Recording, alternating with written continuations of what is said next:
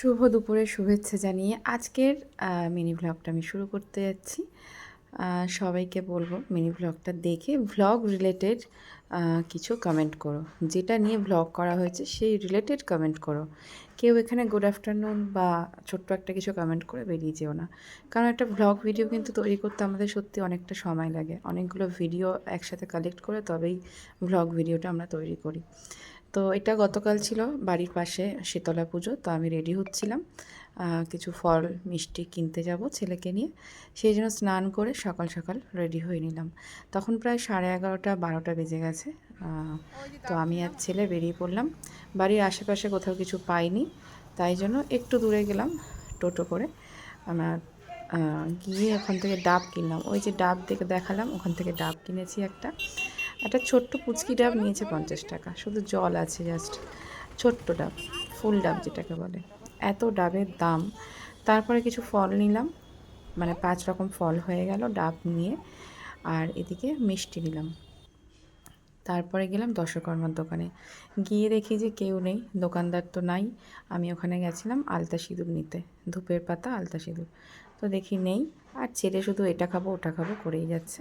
তারপরে যদি উনি আসলেন, একটু লেট হলো। তারপরে আমরা চলে আসলাম পুজো মণ্ডপে, যেখানে পুজো হচ্ছে আমার বাড়ির পাশে একটা বাড়িতে। মা মনসা, শীতলা, মা কালী, বড় ঠাকুর সব রকম পুজোই হয়। তো সেখানেই যাই প্রতি বছর। সকালে কিন্তু ওরা এসেছিল আমাদের বাড়িতে, চাল নিয়ে গেছে। তো সেটা ওদের একটা নিয়মের মধ্যে পড়ে। তারপর আমি ফল প্রসাদ দিয়ে বাড়ি চলে এসেছিলাম, এসে ছেলেকে খাইয়ে ঠাইয়ে আমিও খেলাম দুপুরে। তারপর বিকালে আবার বেরিয়ে পড়লাম ওই বাড়ির উদ্দেশ্যেই। তখন পুজো অলরেডি চলছে। এদিকে আমার ছেলে খেলা করছিল, ও আমার সাথে আর গেল না।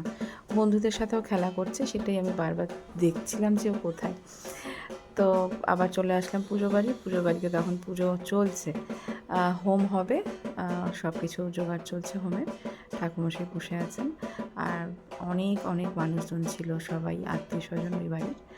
তো খুব সুন্দর পুজো হয়েছে, মা শীতলার পুজো হয়েছে, খুব সুন্দর।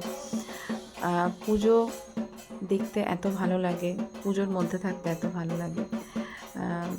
এগুলো মায়ের টান বা ঈশ্বরের টান না থাকলে মনে শান্তি পাওয়া যায় না। ঈশ্বরের টানেই কিন্তু মানসিক শান্তি আসে। একটা পুজো বাড়িতে গেলে বা পুজোর জায়গায় থাকলে মনে যে শান্তিটা পাওয়া যায়, সেটা কিন্তু উনি চান বলেই, ঈশ্বর চান বলেই আমরা শান্তি পাই। এই যে কুলোটা দেখছো, এই কুলোটা নিয়েই সকালে সবার বাড়ি বাড়ি গেছিলো এই বাড়ির দিদি, গিয়ে সবার বাড়ি থেকে যেরকম যা পেরেছে, যে যা পেরেছে সেটা দিয়েছে। এটা মায়ের কুলো, জল তোলা হয়েছিল এই কুলোয়। তো সেই কুলো, তারপর এই কুলোটা নিয়ে সবাই চলে গেল আবার জলে দিতে, কুলোতে যা যা ছিল। এটা একদম শেষের পর্যায়ে পুজোটা চলছিল। তারপরে পুজো হওয়ার পরে সিঁদুর খেলা হলো, সবাই সবাইকে সিঁদুর দিল।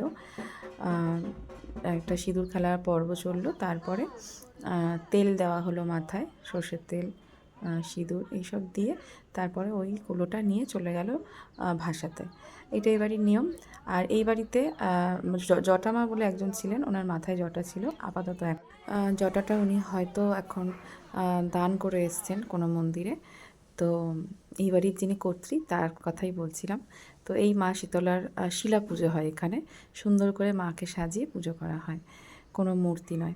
তারপর আমি বাড়ি আসলাম, 2-3টে ফটো ক্লিক করলাম, করে এই পর্যন্ত আজকে ভিডিওটা। কেমন লাগলো অবশ্যই জানিও, কমেন্ট করো। টাটা।